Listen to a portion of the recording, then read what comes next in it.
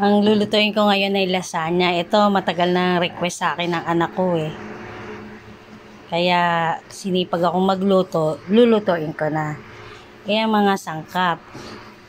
Harina, keso, butter, syempre yung pasta, oregano, nestle cream, gatas, saka dapat Italian style na sauce ang gagamitin mo. Lalagyan ko na rin ng mushroom kasi meron sa amin. Saka ito, sibuyas at bawang. Yung sili kasi, sayang eh. Tanim ko lang yan, kaya ilalagay ko na rin. Saka ito, dito ko lang ilalagay sa maliit na lalagyan kasi maliit lang yung air fryer namin. Yan. Tapos ito pala yung giniling na baka. Munti ko pang makalimutan. Luto na ako ng tubig. Lutuin lang natin yung noodles ayon sa nakalagay sa packaging. Ayan, nilagyan ko na ng mantika. Saka ng asin. Konti lang. Ayan, lutuin lang natin. Hanggang sa may malambot na. Tsura niya, luto na. Tapos sasalain lang natin to at wiwiskan lang natin ng mantika, olive oil.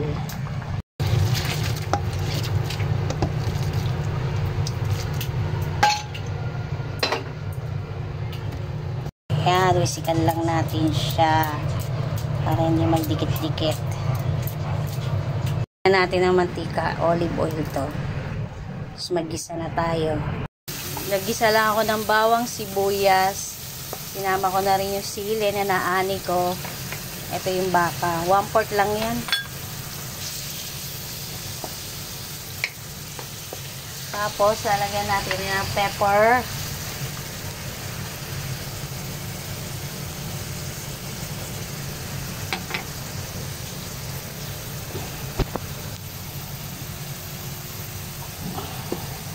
At, lagyan ko na rin ng oregano. Laki ng oregano namin, oh. Tapos, kung menor beef kayo, lagyan nyo rin. Eh, kami wala, eh. Kaya okay na yan. Merienda lang naman namin to, eh. Para maokasyon. Pag medyo tuyo ng ganyan, lagyan na natin yung mushroom. Kasi meron din ako naka-stock na mushroom, kaya lagyan na rin natin. Yan, tuyo na siya. Lagay na natin yung sauce. Italian ang gamit ko rito.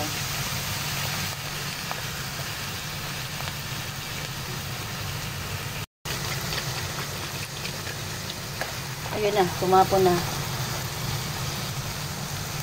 Ito oregano.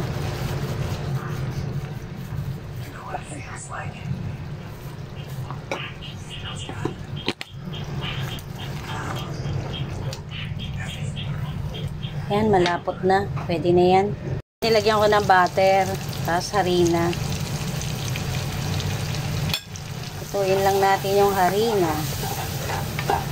Ang mga chef tawag dito, roux. Yan, lutuin lang natin. Lagay na natin yung evap. Kung meron kayong fresh milk, pwede rin naman. Paminta.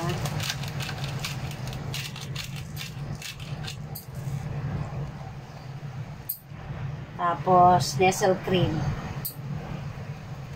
Kung gusto nyo lagyan ng keso, pwede rin naman. Kaya lang kami walang keso. Konti lang.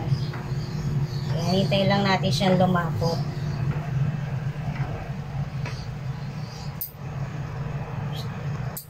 Ayan, malapot na. Ito na to, i-assemble na natin. Yung ibabaw na lang, saka natin lagyan ng keso. Ayan, mag-assemble na tayo. Ito, masarap to kung may keso pang nilagay eh, saka nutmeg. Kung meron kayo nun, lagyan nyo rin para mas sarap. Hindi ko yung noodles. Kasi maliit lang itong yanere. Tapos lagyan natin ng sauce. Tapos ditong yan. Layer lang.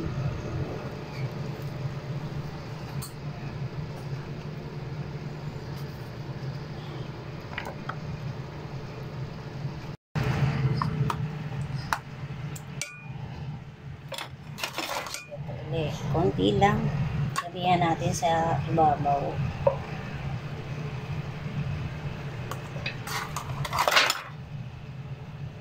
Isa pa uli.